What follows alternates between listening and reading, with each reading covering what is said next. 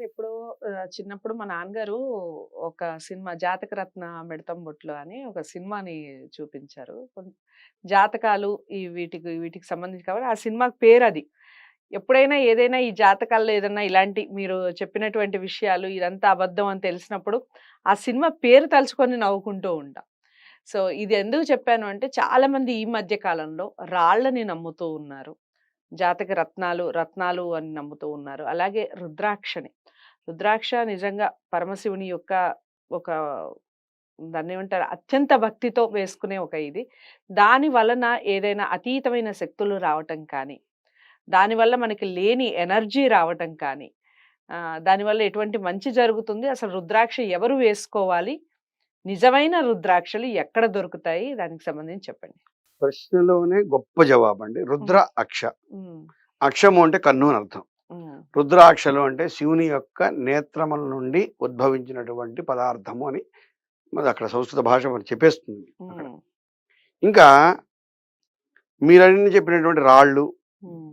రత్నాలు హ్మ్. ఇవి కూడా మనకు భూమి నుంచి లభించినటువంటి కొన్ని పదార్థాలు. అయితే ఇవి రాత్రి రాత్రి అప్రకోటీశ్వరుని చేస్తాయనో, విజయానికి ఉపయోగపడతాయనో నిజంగా మీరన్నది అపోహ మాత్రమే. హ్మ్. 100కి 100 అపోహ. ఎందుకు అపోహ అంటానంటే వీటికి శక్తి లేదని నేను వక్రీకరించను. హ్మ్. అవి భగవత్ శక్తిని వాటిలో దాచుకున్నటువంటి ఒక స్వరూపాలు రాయి అంటే.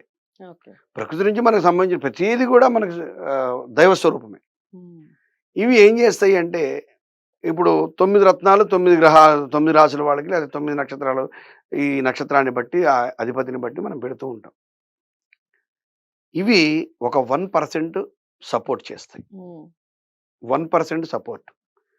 అంటే మీరు ఏ పనైనా సంకల్పించండి. హ్మ్. 1% వాటి పవర్. ఆ 1% కూడా ఏంటి ఆ పవర్ అంటే కూడా చెప్తున్నా. వాటికి ఏం పవర్ లేదు. హ్మ్. నమ్మకం. అది నా నమ్మకం దగ్గర ఒకటి ఉన్నది ఉంది. అని నమ్మకం. హ్మ్. బాగా ఒక ఉదాహరణ చెప్తా మీకు. బోర్డర్‌లో ఒక సైనికుడిని నిలబెట్టేటప్పుడు వాడికి ఒక తుపాకీ ఇస్తారు. హ్మ్. మన రక్షించే మన సైనికులకి. ఎందుకు ఇస్తారు తుపాకీ? ఎవరైనా శత్రువులు వస్తే సంహరించడానికి కానీ. యుద్ధం చేయడానికి కాదు. హ్మ్. యుద్ధం చేయడానికి కాదు. రక్ రక్షణ కోసం రక్షణ ఇస్తారు. కోసం అదే. హ్మ్. దేశ రక్షణ కోసం, తన రక్షణ కోసం ఇస్తారు. హ్మ్. అంటే అది కాపాడుతుంది అని ఒక చిన్న నమ్మకం. నమ్మకం. అవును. ఆ తుపాకీ కాపాడేటట్టయితే వరుసగా తుపాకులు బాధేస్తే పోతుందిగా బోర్డర్ అంతా. మనిషే కదా దాన్ని వాడేది. ఆ! ఇప్పుడు ఆటోమేటిక్ రైఫిల్స్ పెట్టొచ్చు కదా! హ్మ్. ఆటోమేటిక్ రైఫిల్స్ ఉన్నాయి కదా! అవి పెట్టేద్దాం. ఇంకా మనకి ఈ జీతాలు ఇవన్నీ ఎందుకు? అంటే 1% అది కాపాడుతుంది. శక్తి సైనికుడిదే, కాల్చాల్సింది సైనికుడే, హ్మ్. ప్రమాదాన్ని కనిపెట్టవలసిన సైనికుడే, ప్రణాళిక వేయవలసిన సైనికుడే, ఆ టైంకి నిర్ణయం తీసుకోవాల్సిన సైనికుడే, కష్టపడాల్సిన సైనికుడే, గురి చూడాల్సిన సైనికుడే. అంతేగా? ఇవన్నీ హ్మ్. సైనికుడు చేస్తే ఆయుధంగా మాత్రమే ఉపయోగపడుతుంది. హ్మ్. సేమ్ రత్నాలండి. హ్మ్. నేను ఉద్యోగం రావట్లేదు నాకు. కనకపుష్ప రాగం పెట్టుకోండి ఉద్యోగం వస్తుందంట. హ్మ్. ఇంటర్వ్యూకి వెళ్ళక్కర్లేదా? ఇంటర్వ్యూకి ప్రిపేర్ అవ్వక్కర్లేదా? అప్లై చేయక్కర్లేదా? హ్మ్. నువ్వు పాస్ అవ్వక్కర్లేదా? హ్మ్.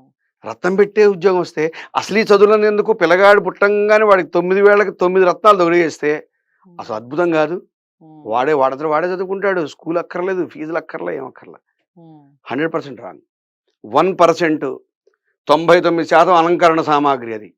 హ్మ్. అలంకారం. ఇప్పుడు నేను కూడా పెట్టుకున్నా. అలంకారం. గురువుగారికి 4 ఉంగరాలని అని చెప్పి మీలాంటి వాడు గౌరవించడానికి. నిజం చెప్తున్నా. ఉంగరాలను చూసి గౌరవం దక్కుతుందంటారు. 100%. 100% దక్కుతుంది. హ్మ్. ఎందుకు అంటే గురువుగారు 4 ఉంగరాలు పెట్టారంటే స్థితి బాగుంది అని అర్థం. నేనే చిరిగిపోయిన బట్టలతో చెప్పాననుకోండి, నేను రమణ మహర్షిలాగా ఇవాళ ఉన్నవాళ్ళు ఎవడు ఉపయోగపడలేదు. రమణ మహర్షి ఇవాళ తిరిగినా ఆయన పాపం రమణ మహర్షి అనుకోరు. హ్మ్. ఏమి గతిలేనోడు అనుకుంటారు. హ్మ్. ఆ రోజులు అయిపోయాయి. రమణ మహర్షి కాలం వెళ్ళిపోయింది. హ్మ్. సాయిబాబా చీనీ చీనాంబరాలు కట్టుకుంటే అవేవో కపిని వస్త్రం ధరించి అని చెప్పి చెప్తూ ఉంటారు మనకి. ఆ చిరిగిపోయిన గుడ్డలు కట్టుకుంటే పూజించే రోజులు పొయ్యాయి. ఇవాళ అలంకరణ సామాగ్రి, రత్నాలు 1% ఉపయోగపడుతుంది నమ్మకం. అది కాపాడుతుంది అని. హ్మ్. అలాగే రెండో ప్రశ్న రుద్రాక్ష మీరు. హ్మ్. చాలా మంచి ప్రశ్న. ఇవాళ ఆడవాళ్ళు, మగవాళ్ళు, పెళ్లి కాని వాళ్ళు, పెళ్ళైన వాళ్ళు, భర్త చనిపోయిన వాళ్ళు, భర్త ఉన్నవాళ్ళు, ఎవడు పడితే వాడు వేసుకుంటున్నాడు రుద్రాక్ష. ఎంత దోషం అంటే ఉమ్, చాలా దోషం అది.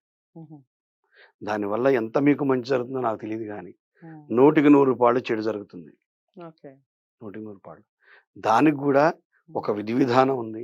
ఎవరేసుకోవాలి, ఎవరేసుకోకూడదు, ఏ సమయంలో ధరించాలి, ఏ సమయంలో ధరించకూడదు, అది నిద్రపోయే పక్క మీద అది ఆనొచ్చా, భార్యాభర్తలు, వివాహమైన భార్యాభర్తలు అవి ధరించి నిద్రపోవచ్చా, సంసార జీవితాన్ని అనుభవించవచ్చా, చాలా ప్రశ్నలు ఉన్నాయి. రుద్రాక్ష వాడలో ఇచ్చాడు కదా, చాలా గొప్పవాడు, రాష్ట్రపతి గారికి ఇచ్చారు, ఇంకో ప్రధానమంత్రి గారికి ఇచ్చారు, మాకు కూడా ఇచ్చారు. ఎట్టి పరిస్థితుల్లో మనకు వద్దండి. సైనికుడు గన్ను పెట్టుకుంటే పర్లా, మన పక్కలో పెట్టుకోవద్దు, గన్ను పేలిపోతుంది. అంటే ఎవరు దేన్ని వాడాలో దాన్ని వాడాలి. అలాగే రుద్రాక్షలోనే గొప్పతనం ఉంది. నిజంగా శివుని నేత్రాల నుంచి వచ్చినట్టుంది కాబట్టి దాన్ని పూజిద్దాం, పూజా మందిరంలో పెట్టుకుందాం, రోజు దాన్ని పూజిద్దాం. అలాగే ఆ రుద్రాక్ష ఒక గ్లాసులో వేసి ఆ నీళ్లతో శివాభిషేకం చేద్దాం. రుద్రాక్ష జలంతో శివుడికి అభిషేకం చేస్తే ఐశ్వర్యం సిద్ధిస్తుంది అని చెప్తున్నారు. ఐశ్వర్యం అంటే ఓన్లీ డబ్బు కాదు, పిల్లలు చదువుకుంటారు, మనకు ఉద్యోగం బాగుంటుంది, ఆరోగ్యాలు బాగుంటాయి, అన్నీ బాగుంటాయి. సో రుద్రాక్ష ఎట్లా వాడదాం. కానీ మెడలో ధరిస్తే అపరకోటీశ్వరులు అయిపోతారంటే కనుక ఓపెన్ ఛాలెంజ్ అండి, ఓపెన్ ఛాలెంజ్ చేస్తున్నాను. నేను ఒక వ్యక్తిని చూపిస్తాను, ఆ రుద్రాక్ష అతని మెడలో వేయమనండి, నేను 10 సంవత్సరాలు టైం ఇస్తా, వాడిని కోటీశ్వరుని చేయమనండి. చేయలేరు, కాడు వాడు.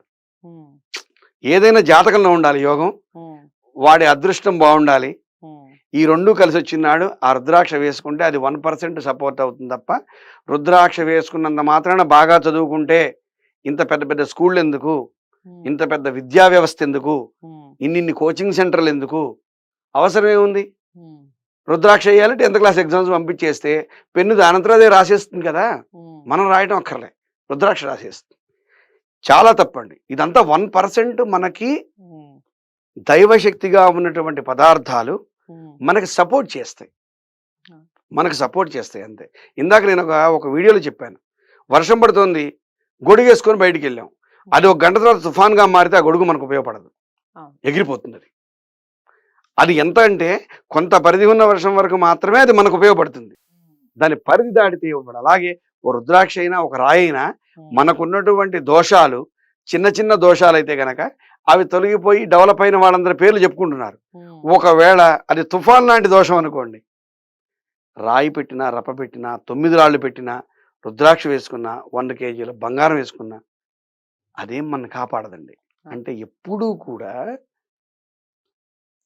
ఒక మాట మనకి ప్రజలకి శాస్త్రం గురించి కానీ శాస్త్ర సంబంధీయమైనటువంటి విషయాన్ని మనం ప్రజలకి చెప్పేటప్పుడు అది ఆచరణ యోగ్యమై ఉండాలి. ఒకటి, దానికి ప్రమాణం ఉండాలి. ప్రమాణం లేకుండా 10th క్లాస్ 10 సార్లు ఫెయిల్ అయిన వాడికి రుద్రాక్ష వేస్తే పాస్ అవుతాడా? నమ్మకం, నా వెనక రుద్రాక్ష ఉందనే నమ్మకంతో అతను కష్టపడి చదివి బాగా ప్రిపేర్ అయ్యి పరీక్ష రాస్తే 1% ఆ శక్తి, ఆ తేజస్సు వల్ల అతను పాస్ అవుతాడు. అంతే తప్ప రాళ్లల్లో, రుద్రాక్షల్లో, ఇతరత్ర ఇంకేదన్నా వాటిల్లో ఇప్పుడు చాలా వస్తున్నాయి, వాటిల్లో మనం నమ్మినంత శక్తి లేదు అని నా అభిప్రాయం.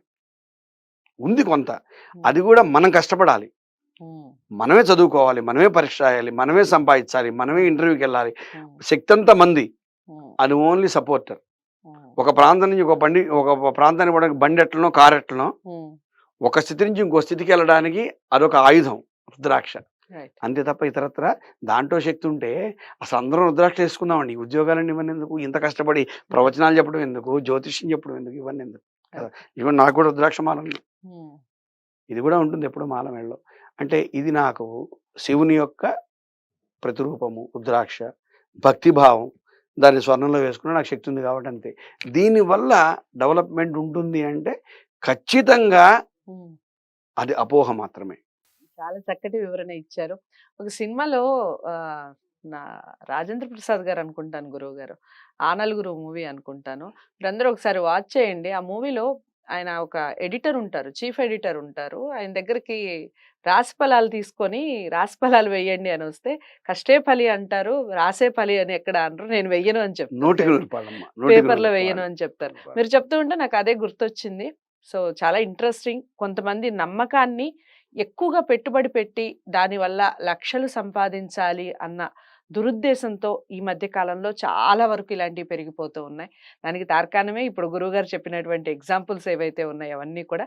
అందుకని ఈ వీడియోస్, ఇలాంటి వీడియోస్ అందరికీ చేరువ చేయండి లైక్ చేసి. ఇంకా డౌట్స్ ఏమన్నా ఉంటే ఖచ్చితంగా కామెంట్ బాక్స్‌లో తెలియచేయండి. అలాగే గురువుగారిని కలవాలి అనుకుంటే స్క్రీన్ మీద కనపడే నెంబర్‌కి కాల్ చేయండి. మరో మంచి వీడియోతో మళ్ళీ వచ్చే ప్రయత్నం చేస్తాను. తప్పకుండా ప్రతి వీడియోని కూడా ఫస్ట్ నుంచి లాస్ట్ వరకు వాచ్ చేయండి. అయితేనే విషయం బోధపడుతుంది. నమస్తే.